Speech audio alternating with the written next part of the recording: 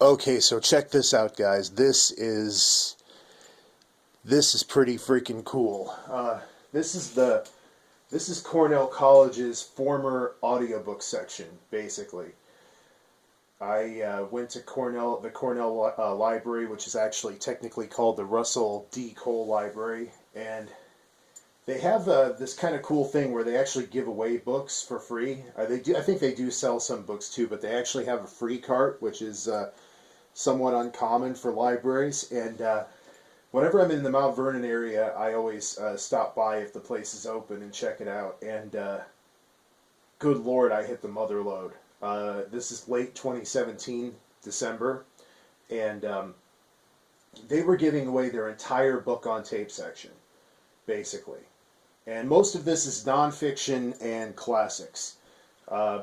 And I don't know if you can read any of the titles from where you are, but I'm going to go through them basically because I'm just so floored. I'm kind of nerding out here because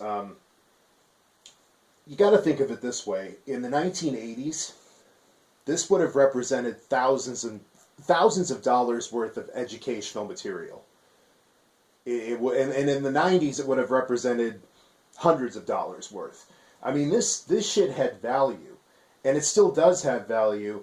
And the thing that made this such a treasure trove of stuff to find is that most of the stuff I found has it's timeless. It's not most of the books were not time sensitive.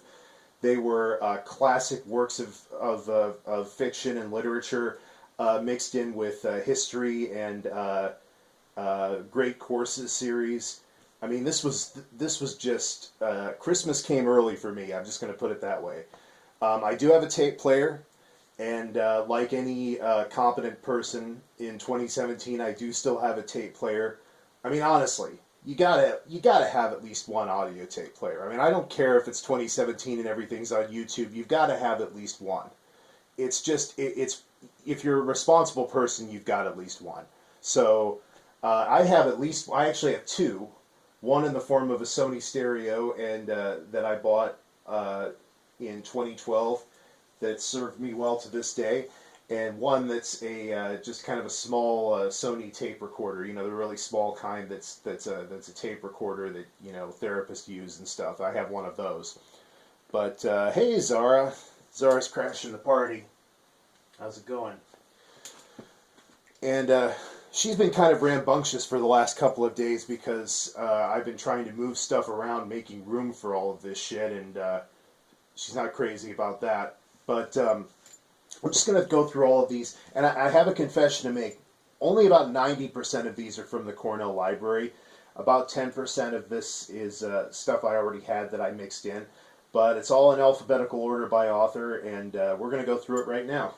So, we've got Alien Voices, Journey to the Center of the Earth. That's a really good series of audio plays done by Leonard Nimoy and John Delancey. That is one that I already had, so but it's a good series. I highly recommend it.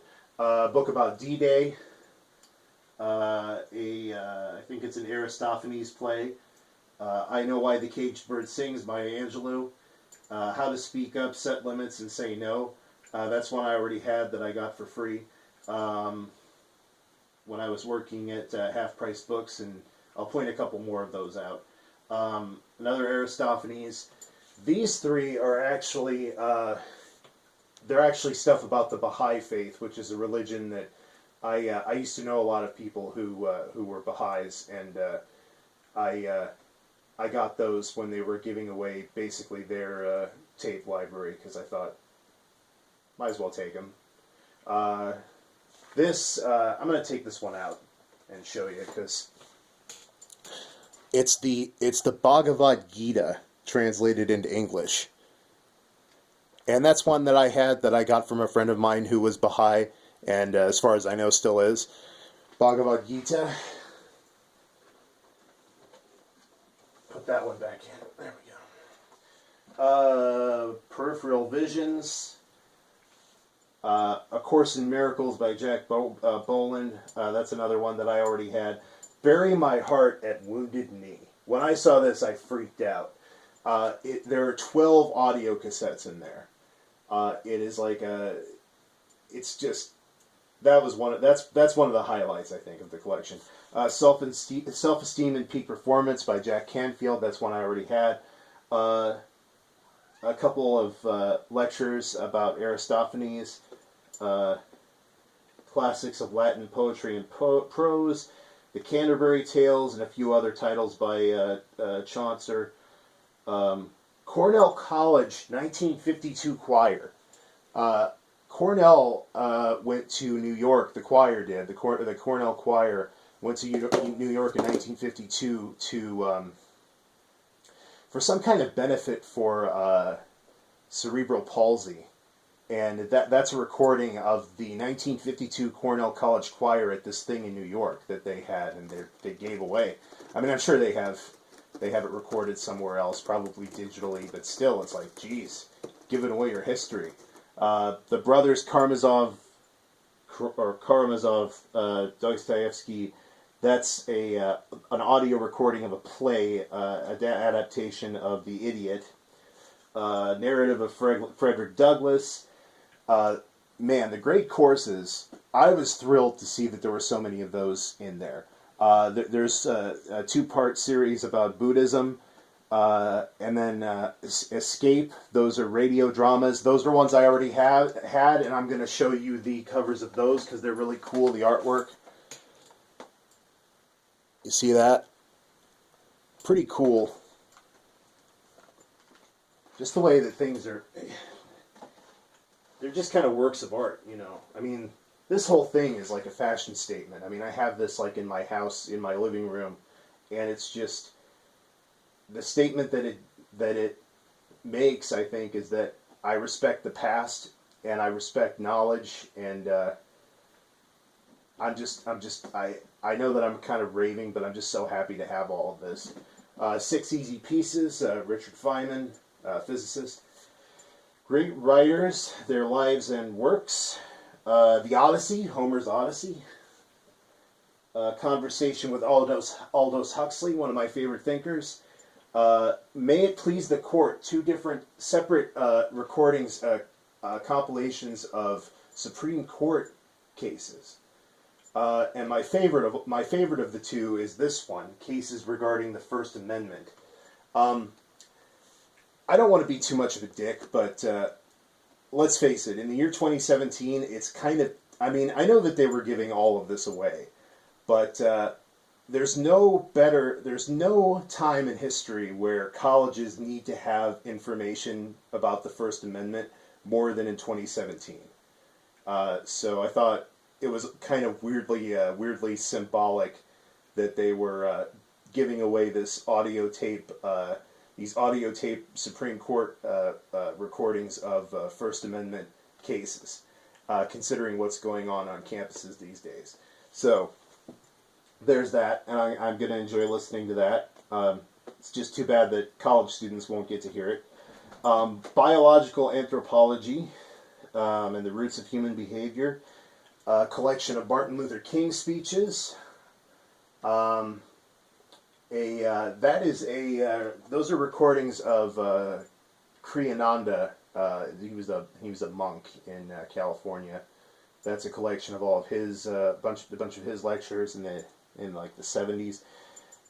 Theory of Evolution, A History of Controversy. Nichols in Alexandria, The Last Czar, Great Black Speeches, 1833 to 1893. The Book of Job, translated by Stephen Mitchell and read by Peter Coyote. That one's going to be interesting. David Novak, The Itsy Bitsy Spider's Heroic Climb. I'm actually Facebook friends with David Novak. He's a really cool guy. He's a storyteller. That's one that I already had, but he was like the professional storyteller in the 90s. He actually opened, he actually was part of the grand opening of the local library here in town, that they're going to tear down and rebuild for no good reason. Arch Oldler's, get out of here. Arch Obler's Lights Out, Everybody. That's a radio show. Culturally Speaking, that's one I already had, and also I also had the Lights Out. But Culturally Speaking is it's a tape with a bunch of like French and Latin and German phrases that have leaked into everyday language, and it's supposed to make you sound more classy. And I just saw Zara batting at something, and I'm actually going to come down and show that to you so that I don't forget.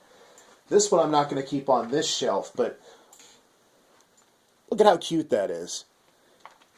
It's an audio tape. It's just a single. It's an NPR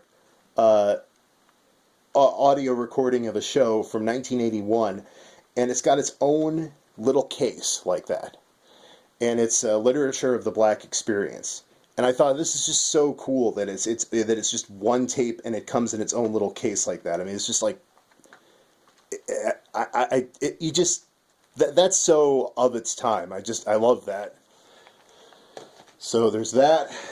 Now where were we? Quick Start Keyboard Kit. I already had that. There's that. I'll take that out because the cover is kind of cool. Radio reruns on cassette, which I already had this one. We have, oh God, the life and work of Mark Twain, a great courses series about Mark Twain. I mean, I live in eastern Iowa, just less than an hour from the Mississippi River. Obviously, Mark Twain, he's just he should be a hero of every Midwesterner. I mean, it's especially if you live in the Mississippi Valley. He's just such a cool guy. If you're intellectual in any way, you should want to be like Mark Twain. I mean, he's just I can't even say enough. But Remembering Slavery, Shakespeare the Man. That's a audiobook about who Shakespeare really was. Medieval Europe, Crisis and Renewal. Life in the Universe by Carl Sagan. I'm a little disappointed, I have to say, that Carl Sagan didn't read his own audiobooks. Like, I've never seen a Carl Sagan audiobook that was read by him. And it's like, dude, you know, I mean, I know you're a busy guy, but you got to do your own audiobooks. I mean, you've got that voice, you know, the billions and billions. Do your own audiobooks, man. I mean, come on, get over yourself. I don't know. I have kind of suspicions about Carl Sagan. I don't know. I'm not going to get into it here, but Biology and Human Behavior, Caesar and Cleopatra, Major Barbara, I think that is. Those are George Bernard Shaw plays, I think. Field to Factory, I think that's about migrant workers.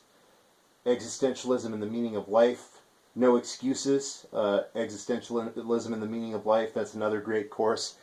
I think I actually know who that guy is, because I think he was in Waking Life. I'm not sure, but because the No Excuses is in the title, he had like a 5-minute part in Waking Life where he basically, that was the point of his whole speech was that existentialism is actually not all that depressing. It's actually empowering, which I would tend to agree.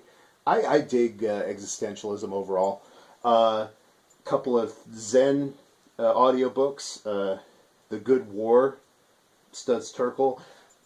Tramp Abroad. That's an audiobook version of a Mark Twain book about him visiting Europe. The Art of War. Theories of Human Development. Science for Citizens of Global Warming. X-1. I'm going to dig those out and show you the covers.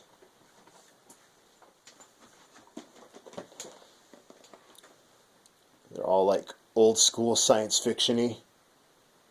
Love that stuff. The alien's reading an H.G. Wells book. That's cool. So, United States and the Middle East, 1914 to 9/11. A lot of history there that not everybody knows about. An Easy Burden, Andrew Young. That's about like civil rights activists, like not the big ones, but just like the everyday people who went down south to march and stuff. But anyway, that's all of the stuff that I've decided to definitely keep.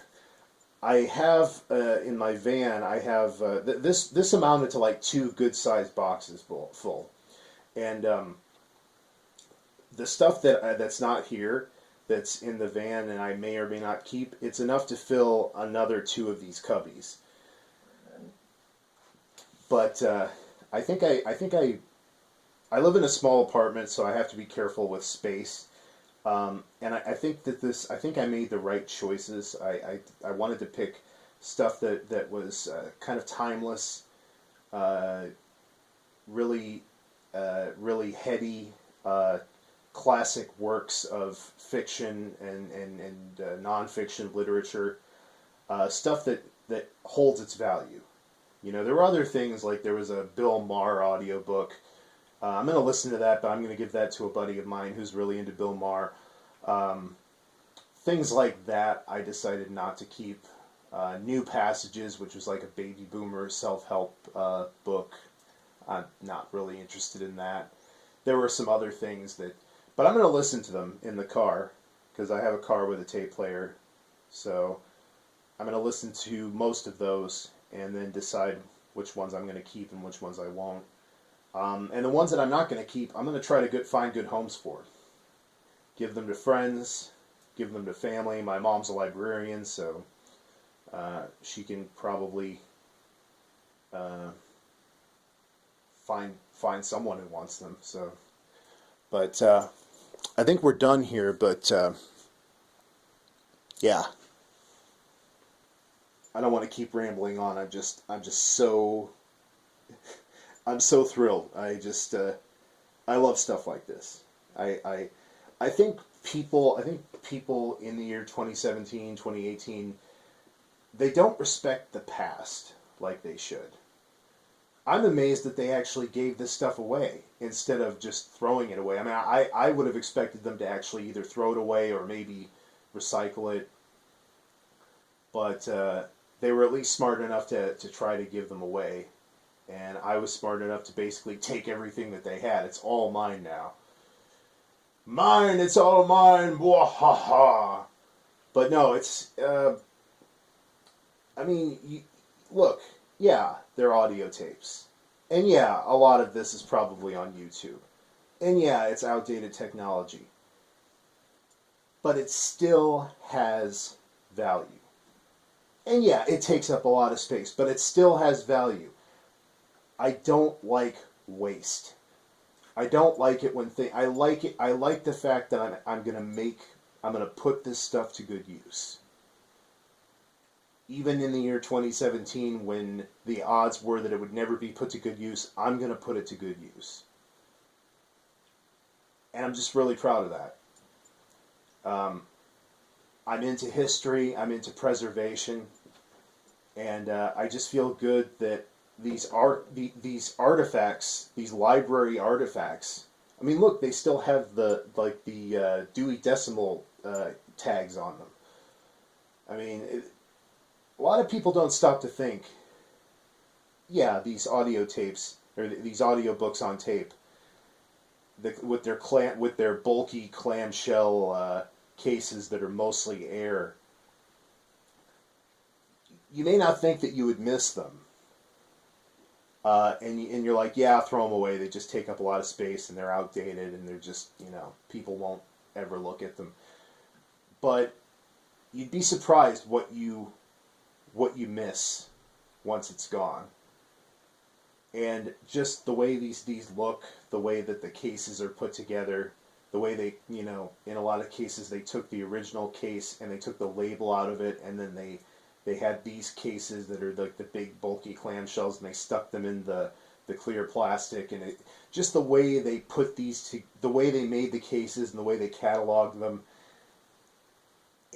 it just appeals to me. It's nostalgic, but more importantly than that, it's just like I said, little things like this, like the way that they're marked and everything, and the way that the cases are made, and the tapes themselves, And one thing I forgot to mention, on the inside a lot of these are the actual, like, is the record of when these were checked out. You know how they used to have this, they used to stamp the paper.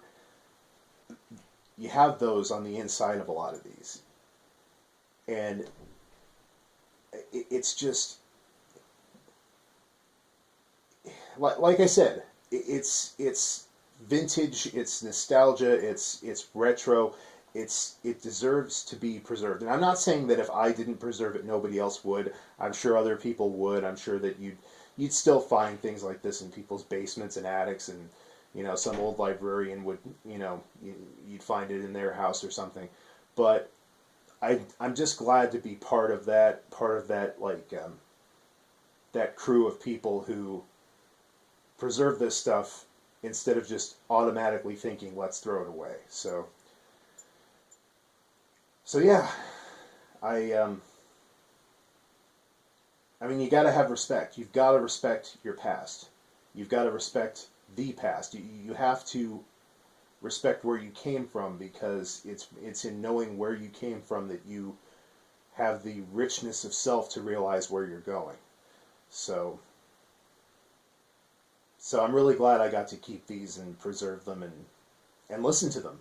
I mean, I'm going to be a lot more educated pretty soon. I guess I don't have to go to college now. No, I went to college. I went to school, and I didn't go to Cornell, but in a weird way, I actually kind of think of Cornell as sort of my second alma mater, because I did spend a lot of time there when I was in college, at the library. I even participated in some groups, some college groups, and I also did college for kids there. I did a lot of things there, so in a lot of ways, I almost feel like I went there. But Zara, do you? I'm going to show you Zara here. Do you think there's much more to say? I don't think there is. Yep. So, this is Captain Unusual, and we'll see you later.